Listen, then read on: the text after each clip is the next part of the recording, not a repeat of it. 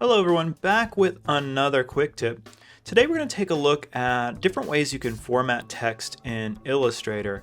And one of the problems that some folks have when they're getting started, if they're working on something in Illustrator, is let's say they have two different fonts that they want to use, and then they go to type, and it's not the font that they are looking for.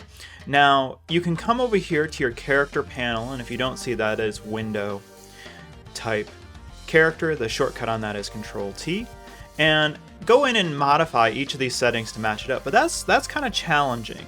So a couple of things that I usually do. One trick is to simply use the eyedropper tool, and then I can eyedrop my font over here and select it. Pretty easy trick.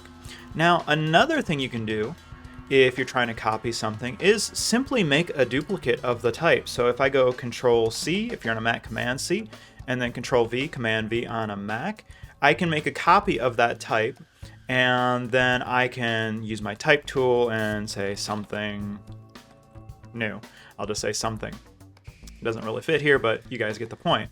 So I can do it that way.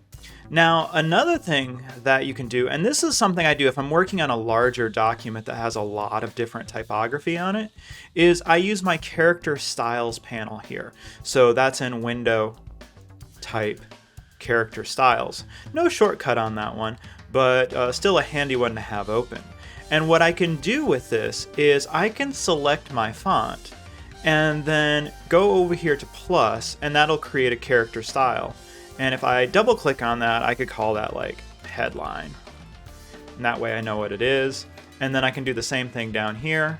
Select that, hit plus, and I'll call this body. And so now if I go over here and I click and type and say top, for example, select that, go to headline, boom, it automatically has that font for me. And then if I go in and add a section of type, it's selecting all that type from the old font. If I hit body, it automatically sizes it. If I wanted to fill with placeholder text, I can always right click and then fill with placeholder text, and you can see how that makes a copy of how it looks. I hope that helps, and keep your eye on this space every Wednesday for a new quick tip.